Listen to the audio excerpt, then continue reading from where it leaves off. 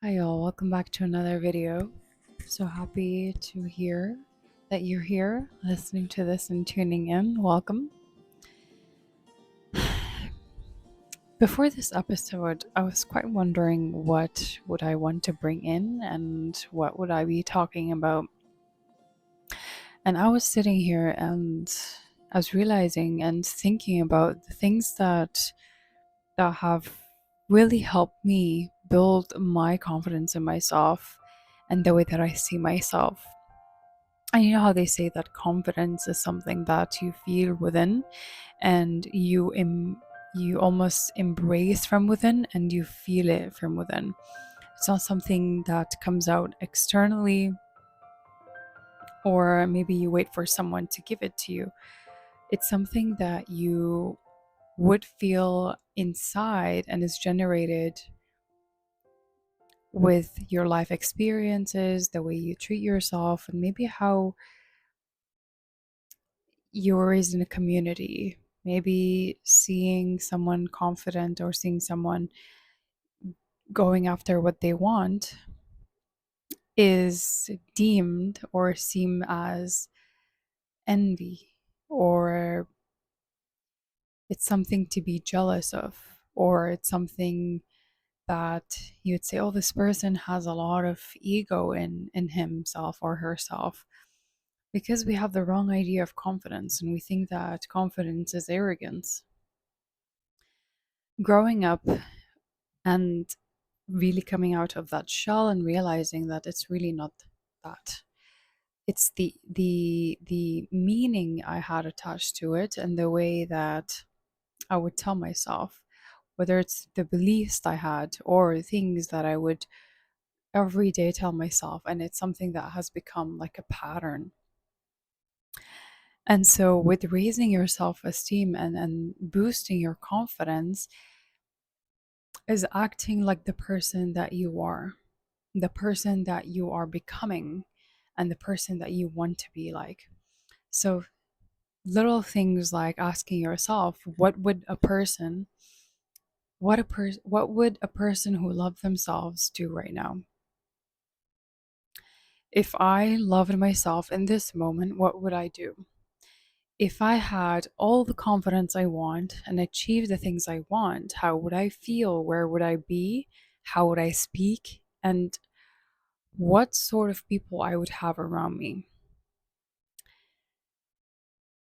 And practices such as visualizing or meditating or kind of magnifying that experience fully in your body is what will make the experience more intense. And what I mean by that is it makes it embedded in your mind as well as in your body.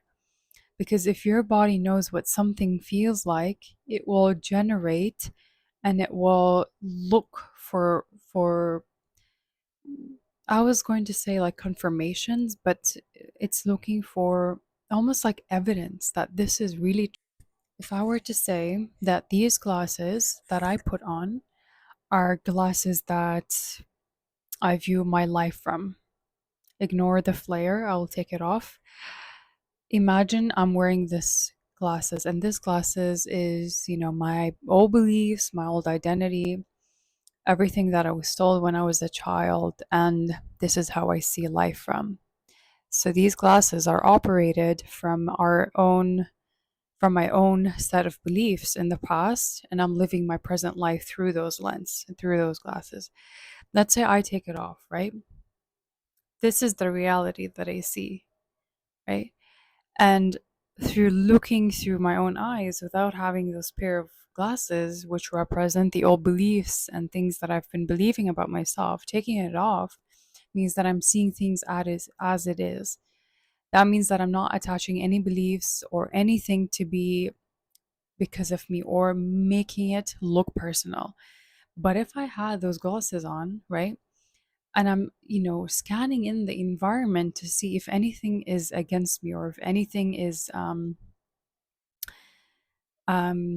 confirming to me that this is my identity and this is how I live like. I will keep looking for evidence around me to prove that this is right and that's my identity and this is the only person I can become for the rest of my life. Now, what we could do is either changing the pair of glasses we're wearing and changing the meaning that we have attached to ourselves and what we can do. So maybe this is another um, pair of glasses that I have on, but this is operated from my vibration right now, the things that I'm working on, embedding new beliefs and taking or shedding away things that don't matter, the things that don't make sense. And shifting our identity can be really challenging. And I know that from my own experience because there's parts of me that really wants to hold on to those the set of beliefs, and life will do everything to confirm that that's true. But your old identity, when you're starting to build in yourself and your practices such as meditation or tuning into yourself, or even through breath work and reflecting on yourself, will help you shift that identity. And this happens when you reprogram your mind, when you reprogram your subconscious mind to think better, to feel different, and to surround yourself with things that truly nourish your soul, not things that are external. Because I've had a lot of times when I was outside and I would be really, just thrown into life and circumstances and just too much noise, too much stimulation that I really lose focus on my internal direction, my internal compass. It would just crumble down. It would just, imagine like you have like a compass, it would just fully break down. It's broken. I cannot really use that compass because I'm focused externally on things, and I would make things mean something about myself when it's really not about me. It's not personal. The one thing that I really had to learn is not to take things personally. The more I took things personally on me, the more I made it my identity. The more I said myself, this is me, this is who I am, this is what I could do. Versus that I really take on these things as challenges in life, and I'm breaking out of those patterns. I'm breaking out of those because I know that this is not a place I want to live in for the rest of my life. You need to decide if you really want to change your identity and shift your mindset is focusing on what you can control. And shifting your identity means breaking old patterns, old beliefs, old set of thoughts. And thoughts is something that will come and go, right? You cannot really control and you cannot really stop those thoughts from coming up. What you could do is look and observe them as they come and go. If you are stuck on one thought and you make it mean something about you, you'll constantly find ways to put yourself down.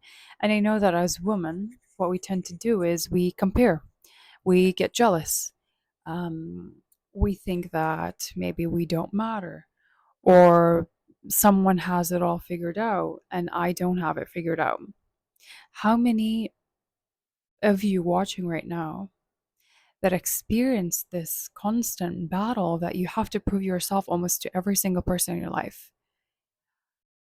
My question is, what is more important for you to prove yourself for you, or to prove yourself for others to see you the way that you want them to see you?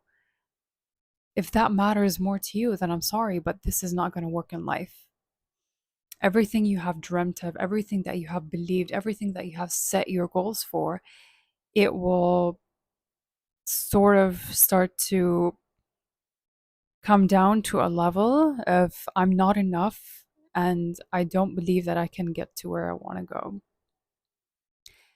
That belief. That's why mindset, aligning your mindset with the work that you do on yourself, because it's not always about the mindset and reprogramming your mind, but so it's reprogramming your mind, but also building healthy habits. What are you eating? What are you consuming? These are all things that truly impact the way we feel about ourselves, right? And To be frank, it took me years to know this and realize this and practice this, because if you don't practice something enough, you're never going to get good at it. And the way that you speak to yourself matters more. The way you feel about yourself, the way you think about yourself.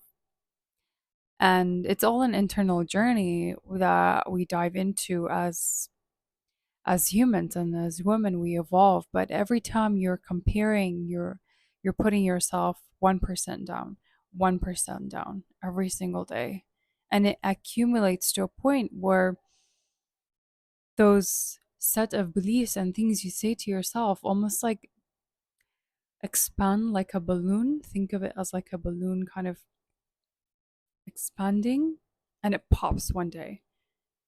That moment we're trying to avoid, because you don't want to get to a point or accumulating, and it pops one day to a point where you're exhausted. You're like, I cannot be with myself right now, or I cannot live with myself, or I cannot have or bear myself. So think about the language you're speaking to yourself. And anytime that happens in my own life, I take a pause and I'm like, wait, this is so negative, and this is not a way I really want to speak to myself. This is not how I would speak to my best friend. This isn't how I would speak to my kid, whatever, with a child. I don't have a kid, but this is not the way that I speak to a child. So for how long are you going to tell that to yourself, and for how long are you going to feel like you need to prove yourself to people? And how much does that matter for you, more than you matter to yourself, more than you think about things that really bring you joy? And those phases of isolation, those phases of being with yourself, is really not loneliness. Some people might think of it that way. If you view spending time by yourself as lonely, then there is something going on. You need to look within. Why are you feeling lonely? What's happening there? How are you feeling? When did it happen? Did you ever feel like this when you were young? And when, if you did, what happened? Really asking those questions and becoming curious is a way to compassion, is a way to see yourself as just a normal human being going through rough experiences. The minute you say to yourself that there's something wrong with me, you'll find everything that is wrong in your life. So it's shifting that and saying that this is only temporary, and I'm feeling something heavy because of something that I truly felt, and it's so valid. I feel that when I'm validating whatever I'm feeling and the certain emotions is when I'm having love for myself. If I'm judging and if I'm becoming this critic of myself, I will keep speaking negatively about myself, and every single day just piles up until one day where you just cannot bear yourself. It's okay to have things where you still have to work on. It's okay to have fear towards things that you have not tried or even think existed. It's okay to feel like, okay, I'm feeling anxious right now, and just taking a deep breath is going to be helpful. It's okay to take a bathroom break or a break from things that are causing you to feel depleted. When did we start to become, when did we start to say to ourselves, it's not okay to feel, and it's not okay to feel anxious, it's not okay to feel angry, and it's not okay to feel stressed? You're human with full experience of life. You're human with full of the emotions of from the high intensity to the low intensity. When did we start to normalize that it's not okay? That it's not okay to feel, it's not okay to yell, it's not okay to get angry. I get it that sometimes it's better to regulate ourselves and to know when we are feeling this agitation in our body so that we don't express it outwardly to people that matter to us, right? That's important, but it is as much valid as when we say to ourselves that I need to take a break right now because I'm truly not feeling well. And also noticing that when things are heavy and stressed out, it's quick that we judge ourselves for feeling that way. And we tell ourselves, well, because you haven't done this or you haven't done that or haven't worked enough today, but you are enough and worthy regardless of the things that you do and the achievements that you're trying to get in life, right? So It's stepping in and really observing what's happening, but not becoming the consumer of things that are happening outside of us. If there's something you truly love, like painting or drawing or anything that you truly feel joy, just coming out of you, just like a rush of like beautiful like bulb of energy that you feel you're just fully immersed in it. Just like I'm filming videos, I truly love speaking, recording, and really seeing what things I can be creative with is really something that I can talk about for maybe 2 hours or so. Maybe not for the rest of the day, but it's something that I'm truly passionate about. And I feel like people are listening and people are involving and they're seeing my content. You're seeing my content because of reason, and you're here because of something. You're trying to hear something. You're trying to get better at something. You're trying to feel better. That's what most people want. They want to feel better and safe within themselves without having to be dependent on someone to make them feel good. It's okay to depend on people, but don't don't ever abandon yourself to be present for other people. It's not worth it. It's never worth it. And I dare you to try that one day. If you're someone who is pleasing all the time, if you say no to someone, it might feel so heavy to you, like it felt back then to me when I started saying no and yes to things. When I started to just speak up and say whatever I felt, because that's my true nature. I don't want to be fake. I don't want to compromise or sacrifice what I am for other people to like me. I'd rather have someone like me for the person that I am instead of someone that I'm pretending to be. So the person you're seeing today is different than the person that if you've met her 10 years ago. Because I'm a writer and a person who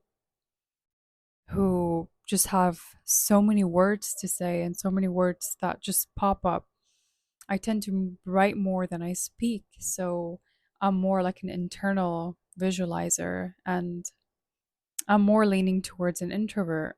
However, I do good in socializing. I can be friendly. I can talk to new people. It's not something that I'm like, oh, I'm feeling so anxious right now. I cannot talk, because I've practiced it enough to feel safe around people and feel safe just to speak for myself and speak to other people. If I'm curious about something, I say it. I don't hold back. And how did I get there? It took me years, and there was a journey and process in that. But I'm just proud of myself to be in this position, place, and I'm here to teach you how to become you and how to become this, but in your own version, and how to be that confident person and the authentic person, knowing yourself truly deep, and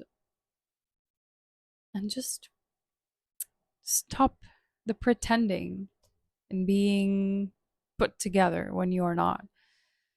So I'm here to bring about a change into this world and to challenge your beliefs. Like I challenged mine, I had to be open to different perspectives and identities that were already in me, but I was too afraid to see it. And I guess that is the end of this video, and I really hope that you took away something from this, and your feedback truly matters. Your comments, I do read them one by one, and I check any feedback or anything that is resonating for you, and I bring these videos out of true compassion and certainty that is helping people out there. So, yeah, don't be shy to say hi. Don't be shy to come and pop up in my messages. I do reply to them. And yeah, leave me a like and just subscribe if you haven't been a part of the family, of the community. and more videos like these will come up. And obviously, I'm open to feedback and any topics that you guys want me to talk about. Definitely leave them in the comment section below. I'll be so happy to read them and see if I can pull it up. Without further ado, I'll talk to you guys in the next video, which will be out on Friday. Ciao.